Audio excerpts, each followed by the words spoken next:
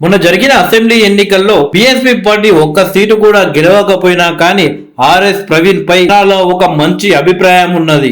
ఒక్క సీటు కూడా గెలవకపోయినా కానీ తెలంగాణ రాష్ట్రంలో ఒక మార్పు కోసం, యువత భవిష్యత్తు కోసం ఆర్ఎస్ ప్రవీణ్ కుమార్ పోరాడుతున్నాడు అనే ఒక నమ్మకం ఉన్నది.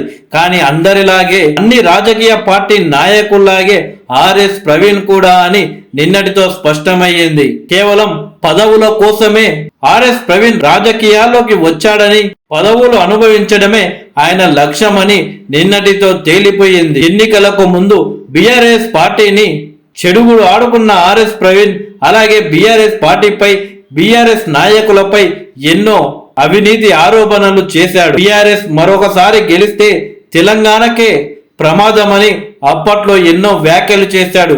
కానీ నిన్న మాత్రం మాజీ సీఎం కేసీఆర్ దగ్గరకు వెళ్లి పొత్తు పెట్టుకుందాం, లోక్సభ ఎన్నికల్లో మాకు ఎన్ని సీట్లు ఇవ్వండి అని కేసీఆర్ గారిని అడిగారు.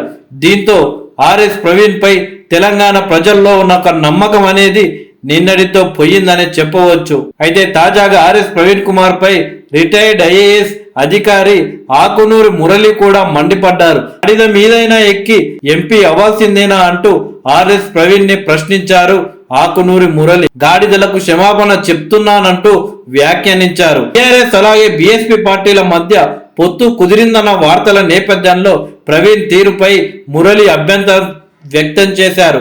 ఎలా రెస్పాండ్ కావాలో అర్థం కావట్లేదంటూ ఎక్స్ లో పేర్కొన్నారు. బీఆర్ఎస్ పార్టీపై 2 ఏళ్లు మీరు చెప్పినవన్నీ తప్పేనా?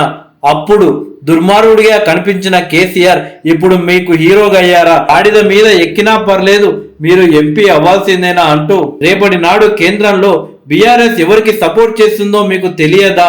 రాజ్యాంగాన్ని ఎవరు రద్దు చేస్తారో మీకు తెలియదా? రాజకీయాల్లో విలువలు ఉన్నవనే వాదనను మీరు అనుసరిస్తారా? అన్యాయం పోలీస్ బాధ అంటూ మీ నిర్ణయం కరెక్ట్ కాదు.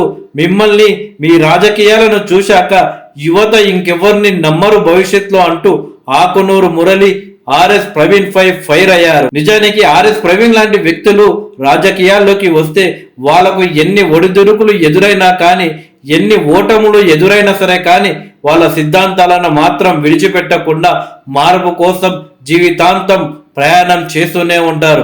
కానీ ఆర్ఎస్ ప్రవీణ్ మాత్రం మొన్న జరిగిన అసెంబ్లీ ఎన్నికల్లో ఒక్క సీటు కూడా రాకపోవడం, ఆయన ఎమ్మెల్యేగా కాకపోవడంతో ఈసారి ఎంపీనన్నా కావాలనే ఒక లక్ష్యంతో ఈ విధంగా వ్యవహరిస్తున్నాడంటూ ఆయనపై నెటిజన్లు ఫైర్ అవుతున్నారు.